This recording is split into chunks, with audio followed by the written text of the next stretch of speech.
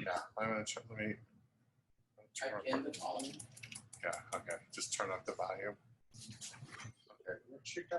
Oh, Right here. okay, she was sleeping on the couch, but Yeah, I saw it. She heard my voice and was like, oh, I better get out of here.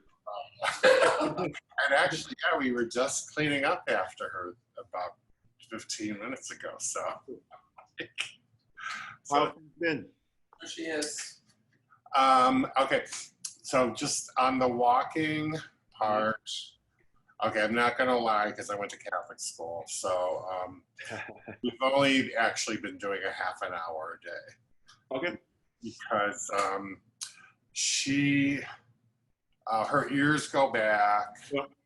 and the one time she just started jumping around, but we did it. But she, we don't really have to press the button that much.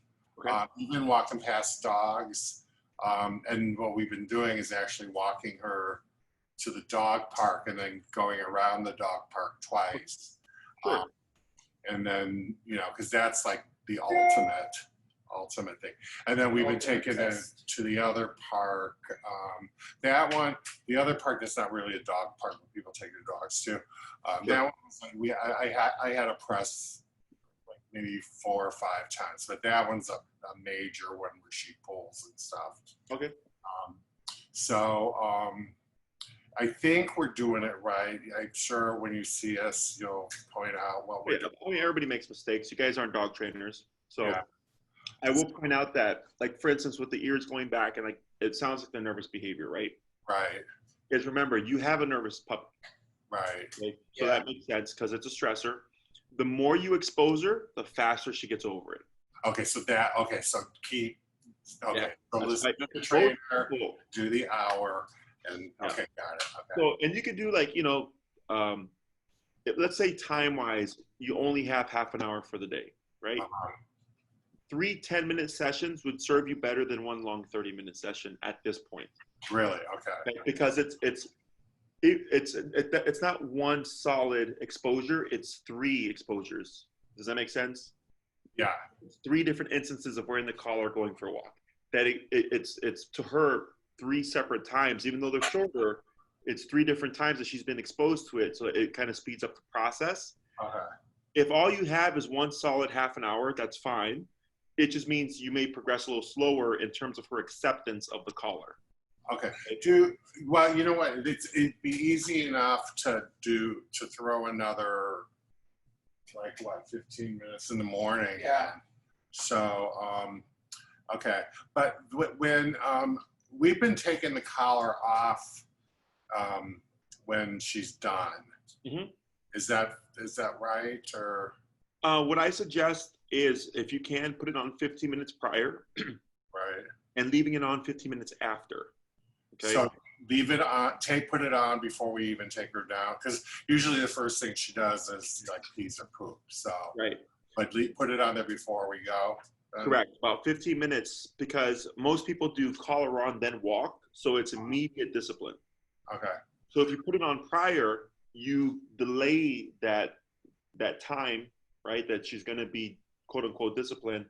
And then when you leave it on after, again, you're delaying the time. So it's not always, as soon as this comes on, it's work, you know, like there's some gap there. Okay.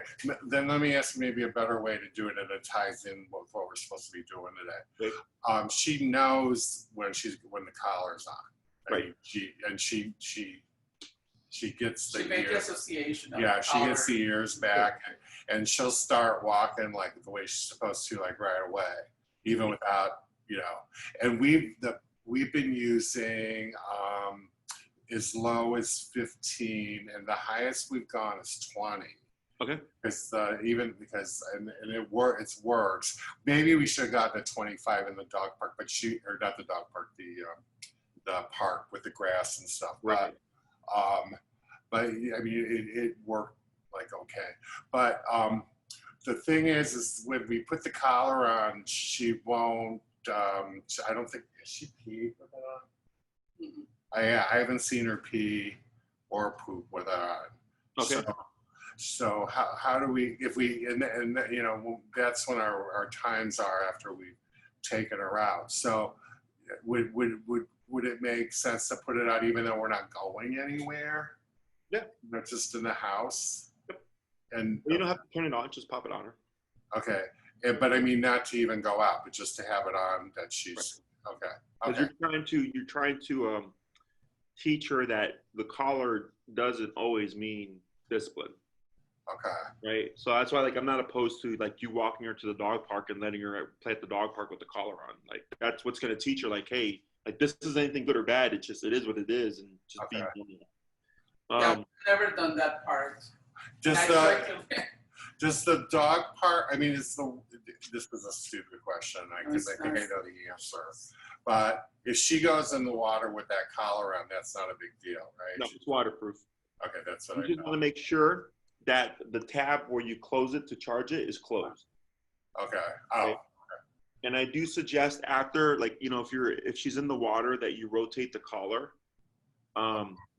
It is possible. It's not very common, but it is possible where, like, the water and the moisture and the warmth of just having something here can get a little bit cause a little bit of irritation.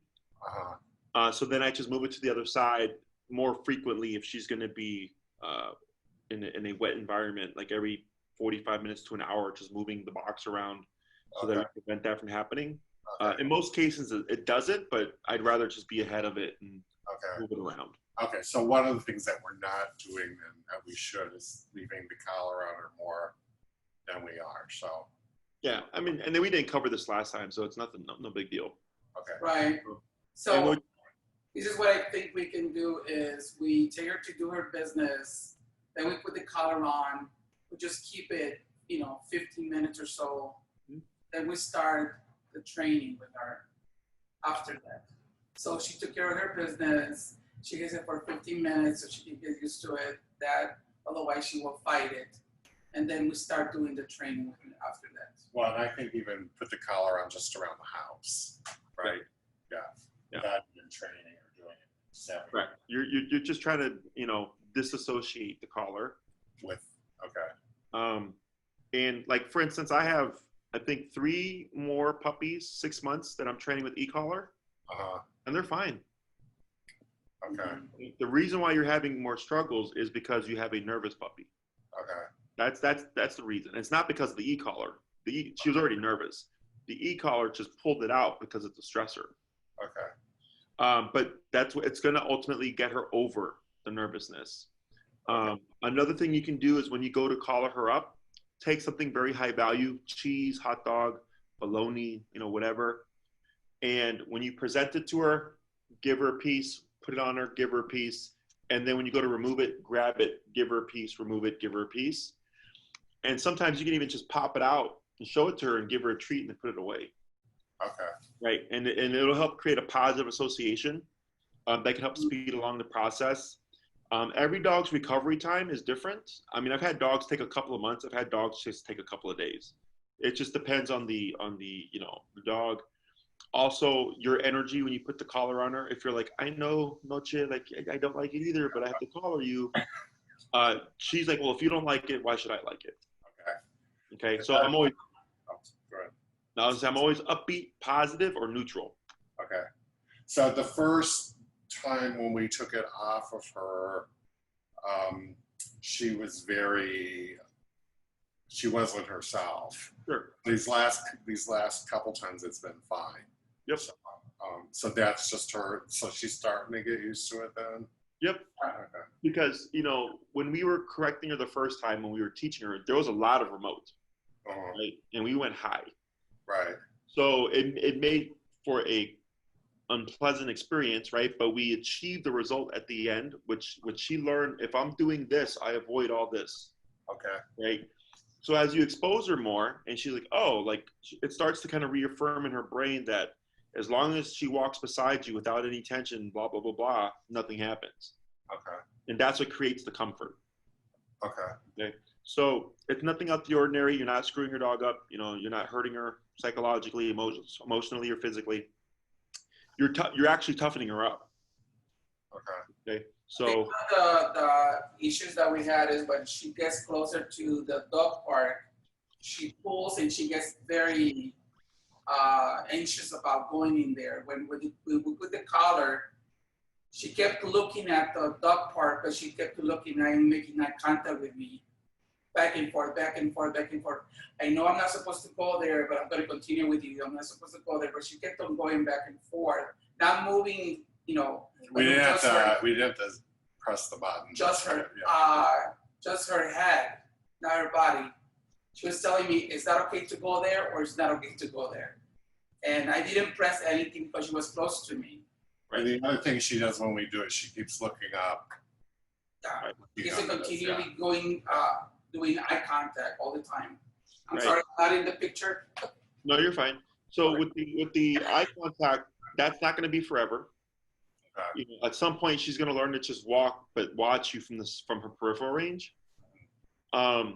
Is she to get approval or to get comfort? What's that behavior telling us?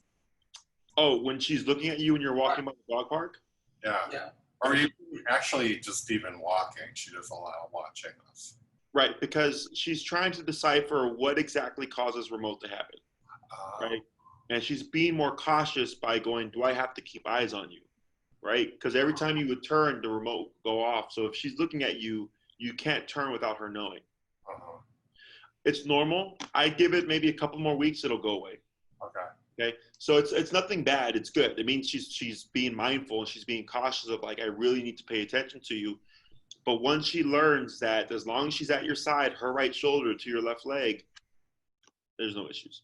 Okay. Other questions? Now the issues with potty training and stuff. Yeah. We have a list of things for you.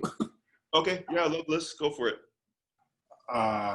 Well, let's make sure we talk about this. She's to the point. I used to have to carry her downstairs. I think when I first sent my thing to you about what we wanted to do, I think I was still carrying her.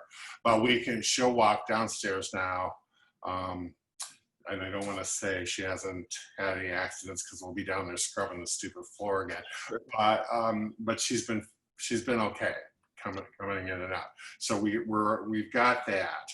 The pooping part, she's pretty consistent, you know, in the morning and again between 10:30 and noon, and then she'll sometimes go twice at night, sometimes one time. Okay. But you know, but we know. And we can tell when she's gonna go. We know how she walks and she communicates with us. Yeah, and with the pooping part, if we're sitting here, she actually will come up and then walk over to the gate. Now, one of the things is this room that we're in now is closed off because we don't want her running through the house. But after she's peed and she's pooped, I figure we have at least an hour that nothing's going to happen. So we let her go into the house so she could get to the rest of the house. And she's, however, well, she's discovered she could run all through the house because it's a pretty, you know, it's an open floor. Yeah, 1,500 square feet of apartment. So that's been a lot of fun with her because you play with the ball and chase her and all that stuff.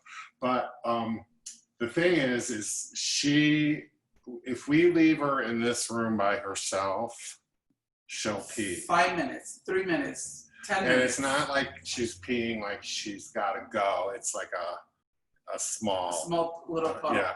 And sometimes, you know, if I'm working at the computer and I'm in here with her, like she'll pee right behind me. She will hide behind Tim or me, and like she did it just before. She just did it today, and to have it happen, it's usually in the evening when she does that.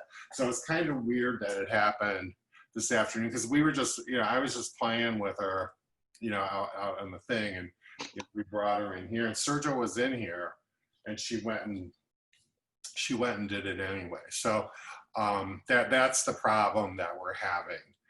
Is that the other thing is because like she pees like that, we're taking her out every 2 hours, and I don't want to spend my whole life taking the dog Jesse, out. we took down the times that we take her. That's 6 times a day that she's going out, and I think that's way too many. And she can when we she sleeps from 9:30 or 10 until 7:30 in the morning, And then at 7:30, she doesn't, she doesn't come right out of the cage. You gotta, and then you walk her down and then she goes and it's fine. So it's not like she can't, she's not, I think she can hold it, but, so we're lucky that way because she sleeps through the night. So that's not a problem.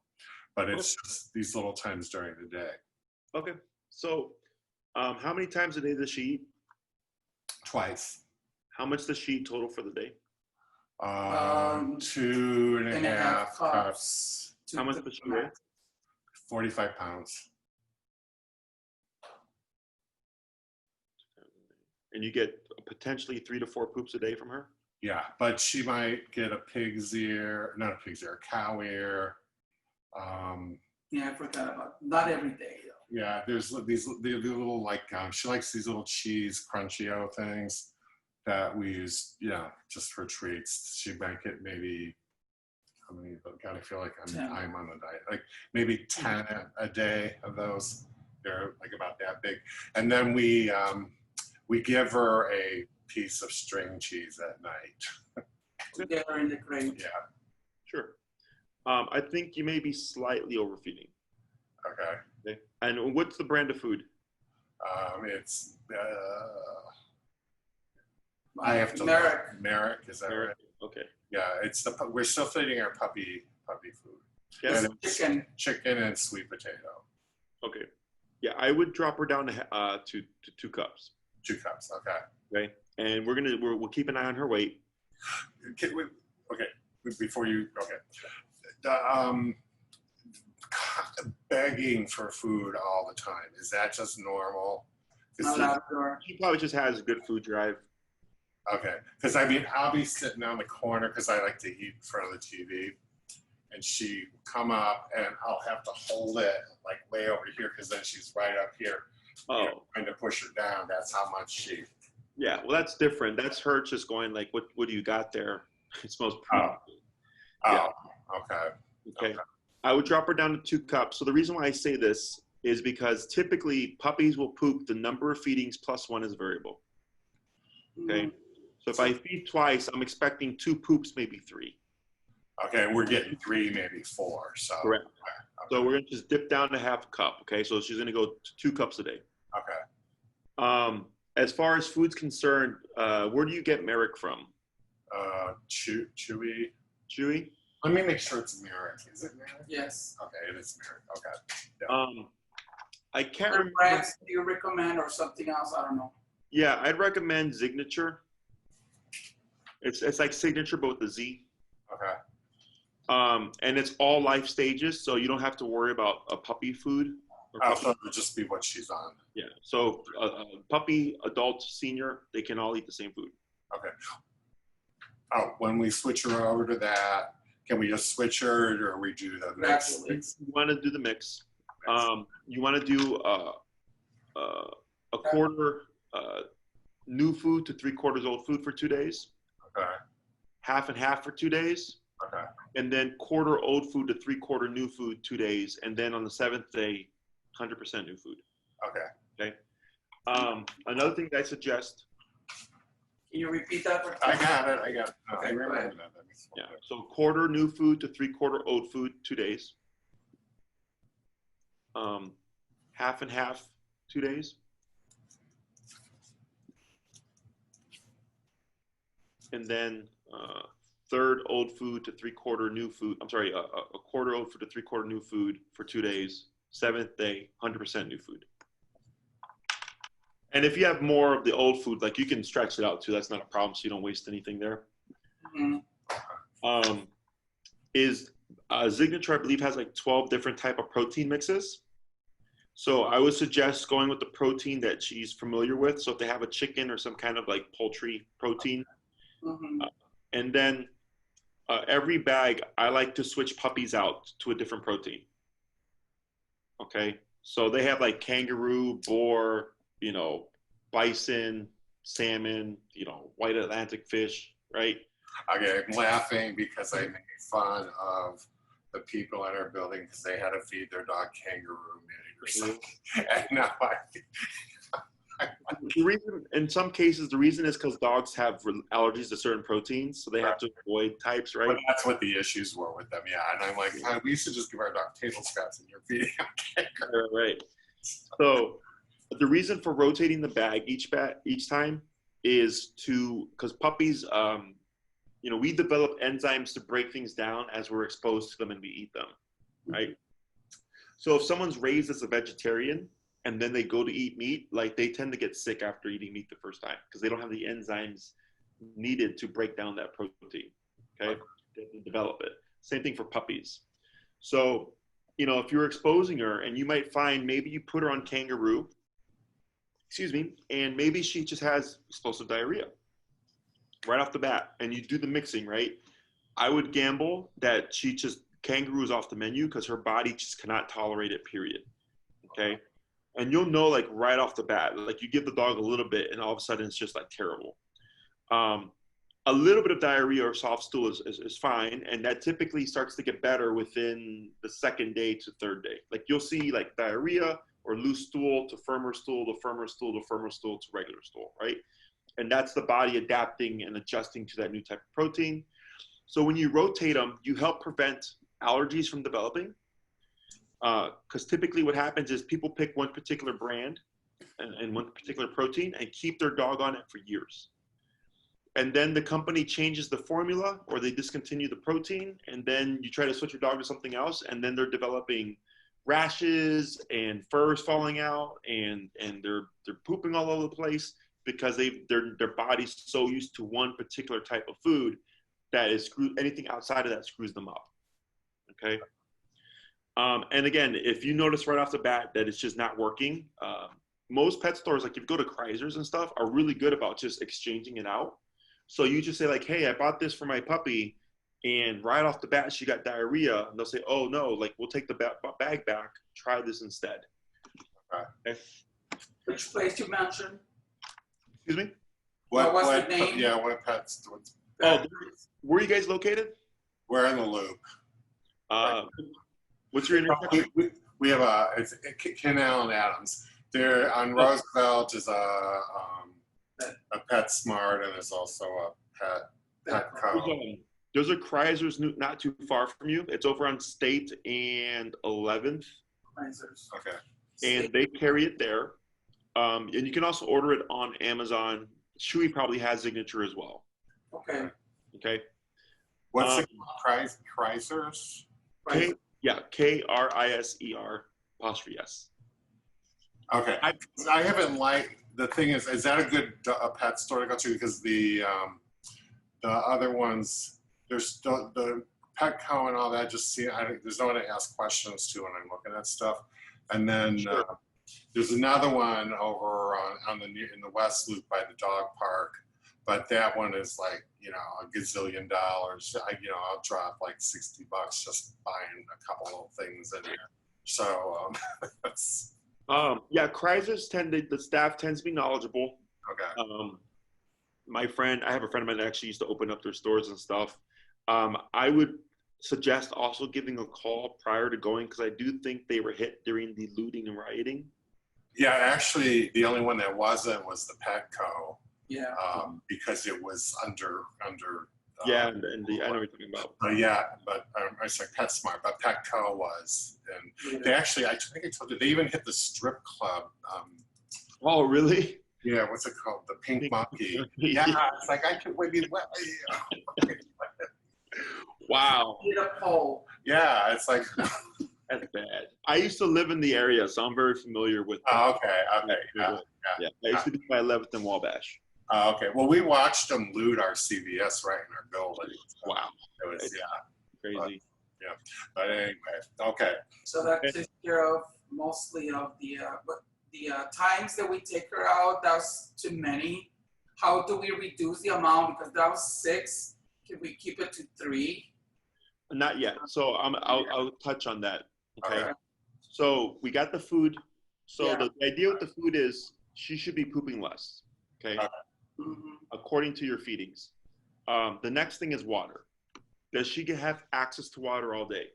Yes. Well, except at night. I cut it off. Okay. What I would do, the times that we give her water is just the morning and the afternoon. If she comes back from the park, it's about 2 cups per time. But then she drinks water at the dog park from the pool or where she goes to drink. We don't encourage her to do that, but I mean, it's, So we want to take all that into consideration, because the more water we drink, the more we have to pee, right?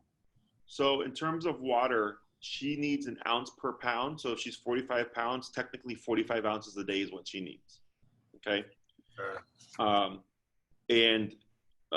So I would divide it, the easiest way would be 3 times a day, with breakfast and with dinner, and then maybe post a walk, 15 ounces, 15 ounces, 15 ounces. And I would cap water at about 6 to 7 p.m. After that, no more water. Do dogs get thirsty like we do? Yeah, they get thirsty now. But I mean, the whole collar, like all that, I'm fine with that. But sometimes I'm like, what if she's like, because I'm diabetic, so like Oh, sure. Yeah. And I worry, maybe she's like got that thirst, But I mean, she's okay if we cut it off at 6:30, say. Yeah, she's fine. Okay. And I know with dogs that have diabetes, they'll drink water like they're thirsty. That's how I've actually learned to recognize that in dogs as well, because diabetic dogs drink a lot of water. Okay. But as long as she doesn't have that, 45 ounces of water a day is where I start at. Okay. Now, if you take her on several long walks throughout the day, you'll have to give water afterwards, but you wouldn't give a ton of water. Okay, you just give a few ounces, maybe 3, maybe 5 ounces of water. But now you're aware that you've given her more water outside of the typical 45. Okay. We do want to be very mindful of how much water she drinks outside. I know you can't measure it, obviously, because she's drinking from something, but I would limit how much she drinks from it by either removing her from that source or not allowing her to that source, so that you're able to keep up with the potty training, because it's kind of uncalculated intake of water, so it's hard to plan for that. Okay. Should she was in the little pool today, and she was drinking water, and maybe why she peed a little bit. We came back, she put in pee, so but. Is it bad? I mean, I hate to do this to her, but are we better just to not let her in those pools right now? Because I can't tell what she's doing. She'll like lay flat in it, sticking her face into it, and then water goes into her mouth, and that's how she. Yeah, she's not going up to it. She's not drinking from it. She's just going under, the water and gets in her mouth. I'm fairly certain she's taking in water. You think so? Okay. Yeah. And when we're potty training, you want to control everything as much as possible, because it makes that aspect easier, because dogs, their bodies are very habitual. So if you feed at 7 a.m. and 7 p.m. every day, right, you create a very consistent cycle. Of course, there'll be off times, but for the most part, you'll learn like, oh, we feed at 7 and 7, and she poops right after her first feeding, and she poops at 4 o'clock, and then there's usually a poop at 9 o'clock, like on the dot. So control of resources allows you to potty train to be easier, because you learn to kind of what to expect when she has to go. Okay. That all kind of makes sense, because we're not having poop. We can figure that out. But that's like, we're feeding her, boom, boom. We're controlling that amount. The water, we're not. So, okay. The water outside the house is not controlled. Yeah, and summer's almost over anyway, so. So, it'll make your life a lot easier. Once she's potty trained, you can leave free water. That's no problem. Okay. Like my dogs, there's water all the time, but they're completely potty trained. Okay. Then we start going towards the schedule. Okay. So Sergio said we're at 6 and we want to move down to 3. Right. 3 is the standard. Morning, after work, before bed. But we have to teach her to hold it for that long. Okay. So Noche's 6 months? 7. 7 months? Okay. So technically, Noche is capable of holding it up to 7 hours physically. She just has not learned to do so. Okay. So the way we go about that's during the daytime. During the daytime, not nighttime, because nighttime is fine. Nighttime is different because nighttime they're inactive. Okay. Right. Nighttime they're sleeping. They wake up if they're in the kennel or whatever. If they're in the bed with you, they go back to sleep again. So, do you guys have a kennel? Yes. Yeah. Okay. We want to use that kennel. Okay. Okay. Don't feel bad about it. Dogs are denning animals. The way the kennel works is dogs don't want to pee or poop where they eat and sleep. Right. Okay. Now, if she does have an accident in the kennel, I can use it to my advantage to dissuade the dog from having an accident in the kennel in the future because they don't want to sit next to it for a period of time. Right. We've had her 2 months, and she's had two accidents in the kennel. And she'll take, and we know that she'll take the blanket in there and she will push the covers to the side and then sleep on them. Sleep on the side. So for the kennel, it should be just big enough for her to go in, turn around, and lay down. You made it bigger though. Okay. How's the full size? How big is it? It's that big. It's her size to lay like that, flat. Okay. I did have it smaller. We gradually did it though. And I gradually did it, yeah. But the kennel, like I said, that was in the beginning. I don't think she'll pee in the kennel. Right, but we need that to set the body schedule. Okay. So I need to close it up again then a little bit? If needed.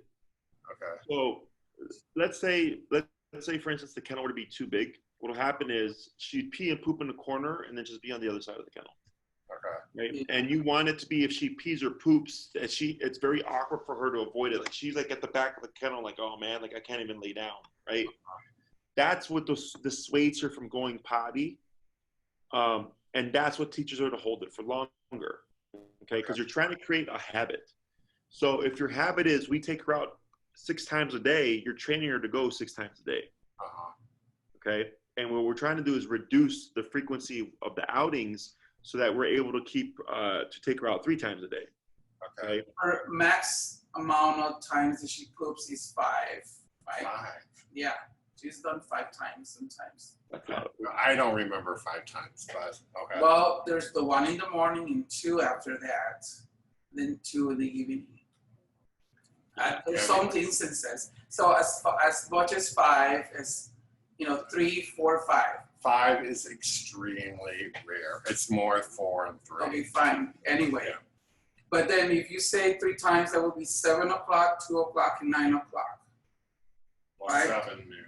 Okay, according to your schedule. 7, 2, and 9. That's 7 hours, right?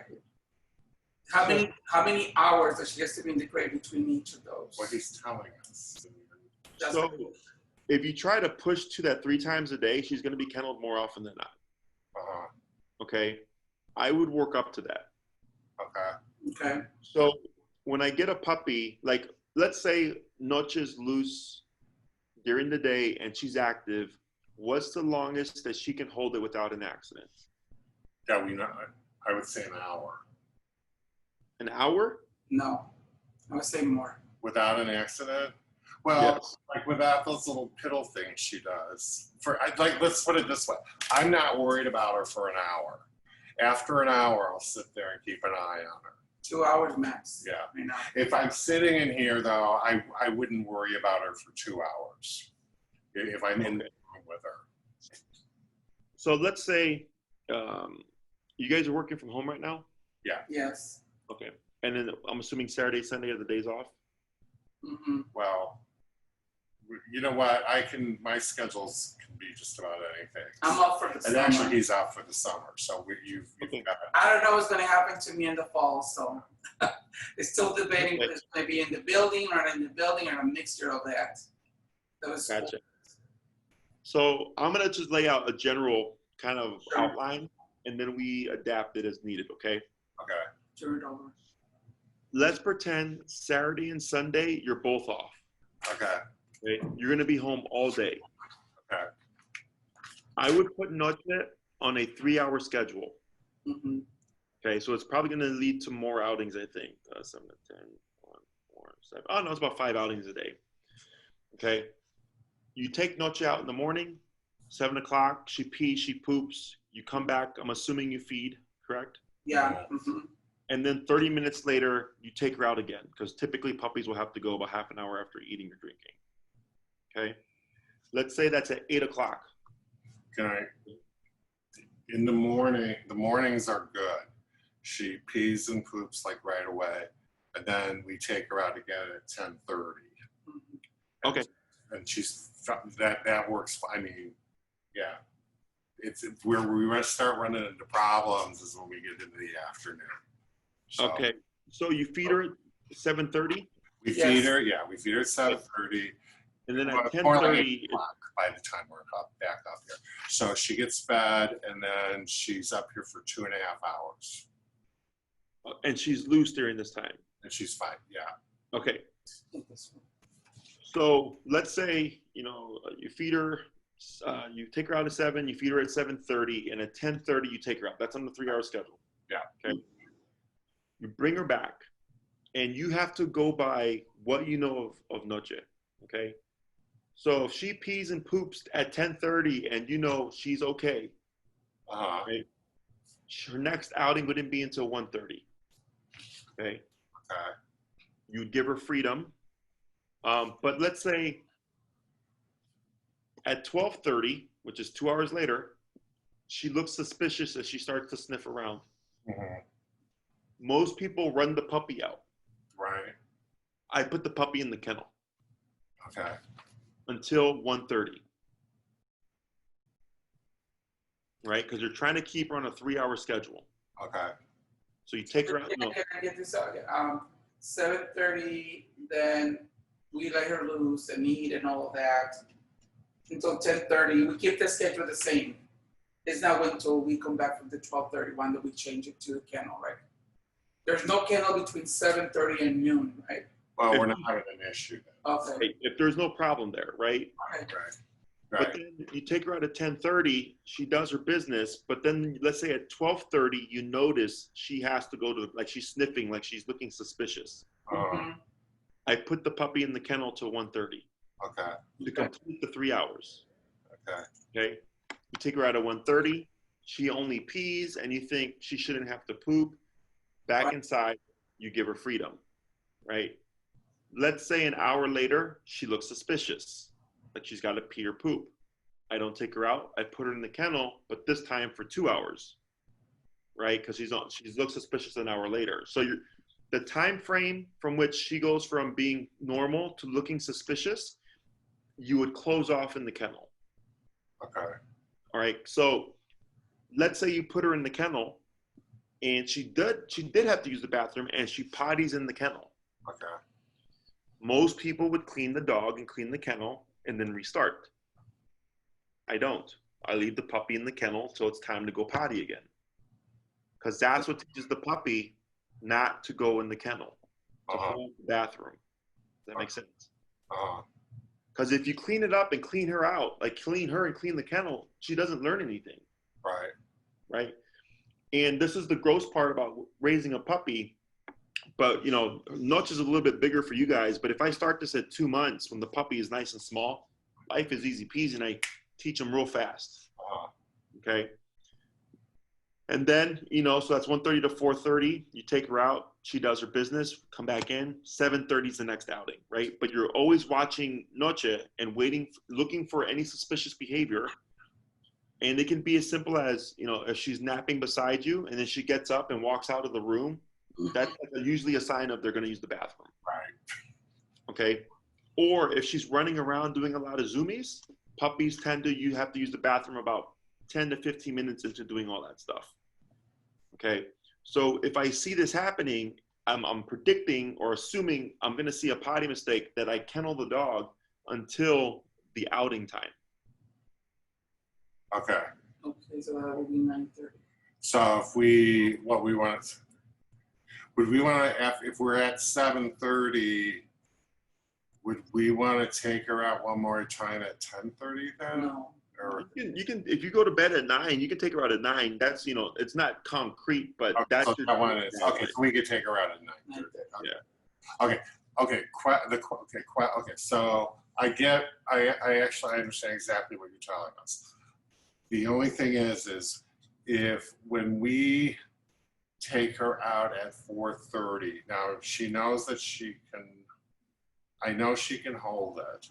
Okay, so it's not like she can't do this, but what should I expect, or should we follow her with a pee pad? I mean, we haven't had the problem, but getting her out of the building, because we've got to walk down the hall, go down the elevator, then walk through the garage, and she's fine, like right now. So she already knows that lesson. Okay. Yeah, no. Okay, I understand where you're coming from. Right. No. Okay. Don't make life more complicated, Tim. Well, I mean, it's like, I have a spot cleaner. I've cleaned a lot of the carpet out there already, and I understand. I've cleaned the garage floor because that's what's going to make your life easier is because we're controlling everything now. Okay. And she knows not to do that now. That's actually something she already learned, right? Okay, so she's fine. You haven't carried her down in a long time. I haven't carried her down in about a month. Yeah. That behavior stuff, I guess. And the fact that you're going to be controlling resources is going to make it even better, in my opinion. Okay. So for right now, okay. And we could actually do this schedule. We can do this even Monday through Friday, if that helps, if that makes it faster. So we're going to do Monday to Friday different. I'll talk about that. Okay, fine. Okay. Oh my God. I'm going to have you do this schedule for 2 weeks. Okay. And then on the third week, you're going to go to every 4 hours. Okay. Do it for 2 weeks, and then you're going to go to every 5 hours. Okay? So you're slowly increasing the time frame that she's going to be out free. You may find maybe when you try to push to every 5 hours, you're having accidents again, or you're having trouble. Then we go back to the 4-hour routine for another 2 weeks. Okay. The third week of that, the third week of that is when we're going to be, well, we'll see, but going away for 5 days. That's fine. Yeah, if that gets kind of like all over the place, is that going to throw her off really bad, or will she pick right up into it again? No, just pick back up where you were, Okay. Yeah. Life's not black and white, right? So, so ideally every 2 weeks, if something comes up, you have to push back a week. No big deal. You just push back a week. Okay. So the third week, we're talking about we're done with the second week. We're going to another routine during the week for the third week. So the routine during the week is I would suggest you kennel Noche from 9 to 5. Kennel her from 9 to 5? Correct. Okay. So typically, because you guys wouldn't be working from home really, right? Or maybe would you be working from home, Tim? Yeah. You would be. Okay. So you're a bit of an exception. But there's a couple of reasons why I would say to do this. Okay. It's kennel 9 to 5, and then midday, like at 12 or 1, you take her out for her potty walk, 30 minutes, whatever, back in the kennel till 5 o'clock, right? Is prior to COVID with my clients, because they would go to their job, their puppies would potty train faster because from Monday to Friday, they were kenneled 9 to 5 with only one outing, right? And that kennel time is actually what helps the dog learn to hold the potty for longer. Okay. But now because of COVID and when people are home to take their puppy out multiple times, I'm actually having more people having issues potty training because they're available. And their that's what I was thinking, people have more time to do that and then going back to work and screw them up. Yes. So what you're doing here is you're setting Noche up so that when things go back to normal as they can get, it's not going to be a shock to the system. Okay. And when we're throwing the weekend in, is that so she gets used to that there's like a different rhythm on these 2 days from, instead of, this is every day? Right, because most people would be Monday to Friday, work 9 to 5, and evenings and weekends would be the time they spend with their dog, where the dog would have more free time. Okay. Right, so we're replicating what life would typically look like. Okay. We're replicating normal. How when we take her out at noon, how much time should we be out with her? Whatever would be realistic. Like if it wasn't for COVID, right? So if it would be a 30-minute walk, then do a 30-minute walk. Okay. If it'd be an hour walk, then or like a 30-minute walk with like a 30-minute lunch with Noche, then you do that. Okay. You just make it look as normal as possible. Okay. And then she's back in the kennel till 5, and then you take her out. She goes on her potty break, and then after that, at this point, you'd be on a 3-hour schedule. Right. After 5. You took her out at 5. 8, 9. Okay, got it. Okay. So basically 2 times after 5. Okay. Correct. Okay. Now let's go back to a Saturday, right? She's on a 3-hour schedule. Mm-hmm. Let's say you guys are going to step out and run some errands, and it's going to take you 5 hours. Okay. You do not have to run back home in 3 hours to take her out and then go back out again for the last 2 hours. Okay. You would take her out to go potty prior to leaving, and then kennel her, and then just be gone for 5 hours. Okay, because that 5-hour length of time, again, is what stretches her and teaches her to hold her bladder or her bowel for longer. And maybe if there is an accident, maybe she poops in the kennel 2 hours in. Well, now she's got to sit next to that poop for 3 hours. That's what's going to dissuade her in the future to have mistakes in the home. Okay, and you're putting her on a schedule. So like, like almost every animal, once they wake up, have to like use the bathroom, right? Like that's just the body mechanics. And that's what you're trying to establish here is body mechanics on a schedule. And then you'll start to see her, like she'll adapt and she's like, okay, now I go a bathroom in the morning, after work and before work, and that's it. But you have to slowly progress to that level of schedule. Okay, so the kennel, I've got the wire divider thing that I'll be using. Is that too big? Wait, can you see her? Yeah. So that's too big then, right? Or that's her length, full length of her sitting. Or can I try leaving it like that and see what happens? As long as there's not too much room, it should be fine. Okay. If you have a blanket in there, I would remove it. Just put around the plastic? Yeah, because one, dogs like her tend to get hot and they'll push the blanket aside. They'd rather the cool flooring. Okay. Or two, if they have a mistake, the blanket or towel acts as an absorbent surface, and it's not the same as having a puddle of pee sitting on a hard plastic. Okay. Right. So Yeah. Okay. This is going to be hard. Well, I'll tell you what. If you approach it and you're very black and white about it, you're going to make very quick progress because she's already capable of doing it. She's just not taught to do so. Right. And then, but sleeping on plastic's no big deal, right? No. Okay. 31. Like a lot of dogs push the blanket and stuff, or even the beds and stuff, off to the side because they're just hot. She sleeps on the.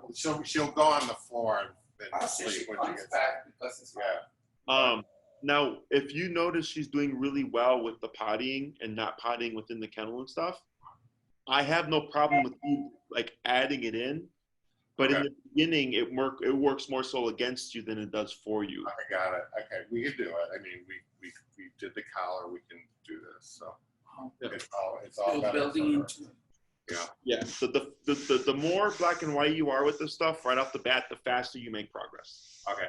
So so we should start tomorrow in the kennel at 9 and do it from 9 to 5, right? Yeah. Oh wait, tomorrow's Friday. Okay, and then we can do the Saturday, Sunday thing, and then start again on Monday. So. Correct. You want to put Noche on your schedule and not accommodate your schedule to her. Okay. Right. Okay. Otherwise, you're making a nightmare for yourself. Okay. Okay. More for We think here, we covered the food, we covered the water intake. In terms of during the week, you know, when she's kenneled, if you want to give her something to keep her entertained, I have no problem with it, but you want to do it prior. So like in the morning, maybe, you know, when you put her in there, you put her in there with the Kong or whatever that she can eat peanut butter from. But you wouldn't want to give her anything if she starts becoming vocal or whiny or barky or anything like that. Then you're rewarding that behavior. Right. Okay. If that is an issue, let me know so I can tell you how to correct it. Okay. Because what can happen now is that she's used to freedom, and then you kennel her while you're there working, she's gonna be like, what the hell's going on? I'm supposed to be out and free. Right? But so then we'd have to correct her for that behavior. Right at the beginning of it, when we had her, she will whine and bark. She doesn't do either one of them now. Yeah, she will whine or bark if she's in this room, and then we walk out.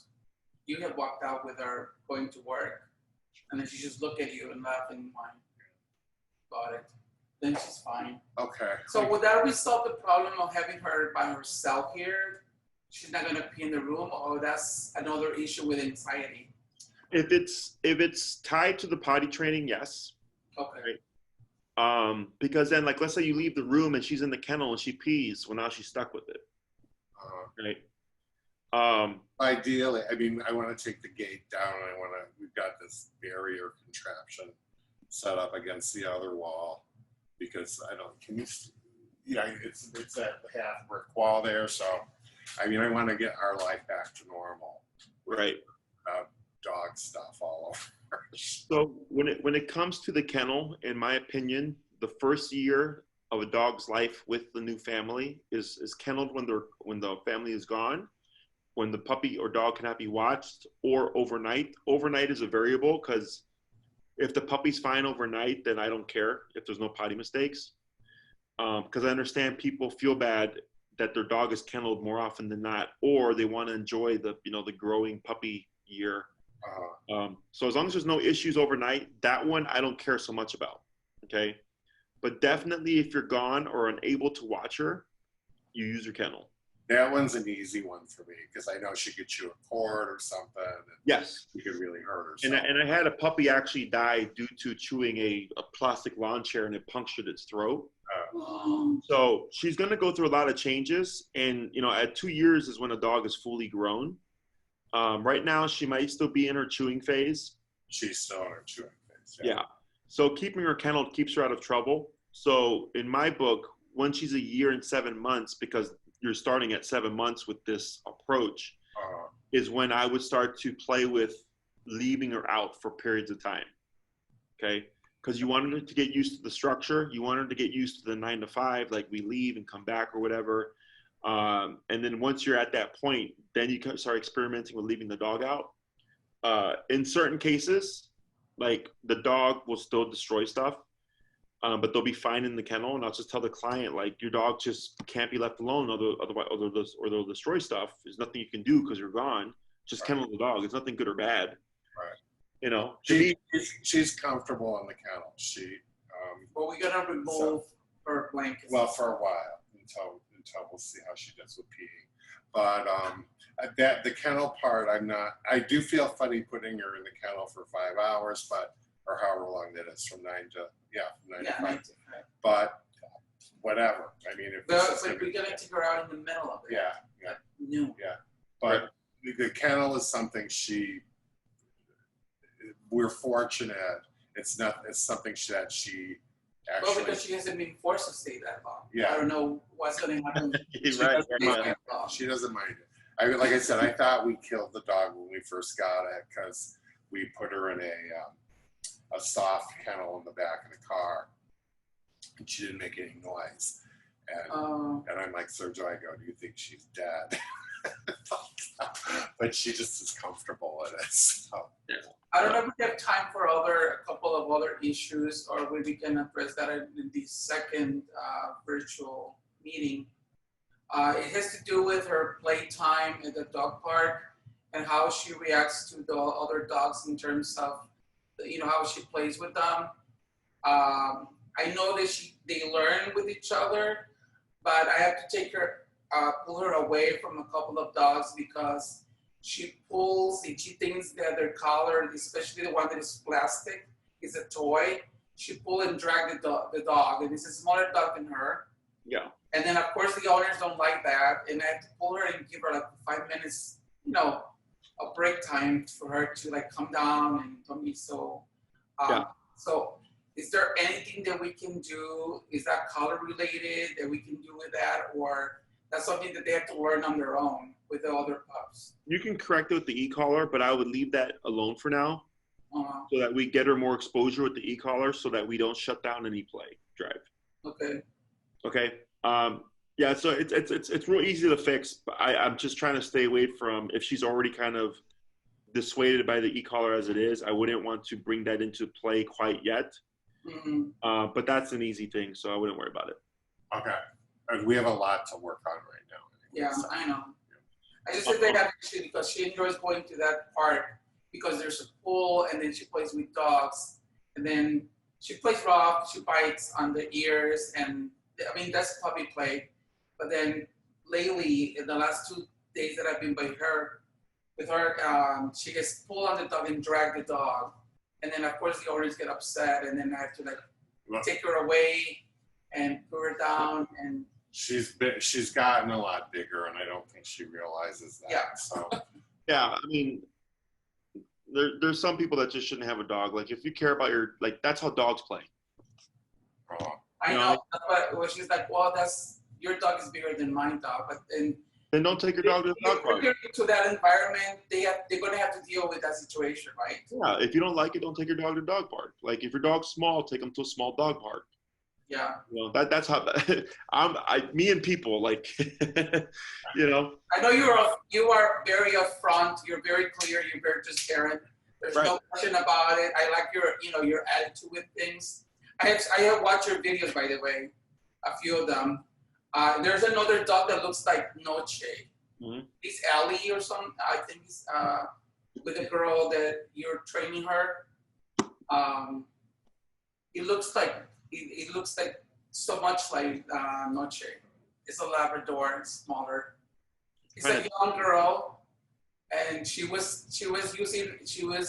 doing the walks with her, and then she had a purse in front of her. And she always had her hands up, and just there, you need to relax. Yeah. I have so many dogs right now. I'm trying to think. But yeah, I understand where the owner is coming from, but at the same time, common sense tells you if you have a small dog, don't put them in a dog park with big dogs. Well, thank you so much for all your questions. Yeah. We have a lot of homework to do. Yeah, so for sure. We have a in-person Saturday at 10:45. Correct. So keep up with the homework, and then I'd give it maybe 2 weeks or so. If we need to tackle anything potty related, because potty training does take time. Okay. But you can always shoot me an email as well. If it's a quick, easy question, just shoot me an email, and then I'll get back to you. Okay. And then if you guys are going out of town in a couple of weeks, you can let Maria know if you're not going to be able to do any training and stuff, so she can adjust the calendar. Right. Yeah. Yeah. So, because I think we're going on a Friday 5:40 or 4:45 schedule is what she's going to put us on. But I think we've got something that they're changing to this one, and then we go back to that. But then anyway, we'll work it out with Maria. Yeah. I don't know what my calendar looks like. I just wake up in the morning and look at my phone. And okay. Yeah. Let's go. Here we go. All right, guys. Okay. Thanks a lot, Jesse. Okay, bye, Jesse. You're welcome. We'll see you on Saturday. Okay. Great. Thanks. Okay. Saturday. Bye. Bye. Bye-bye.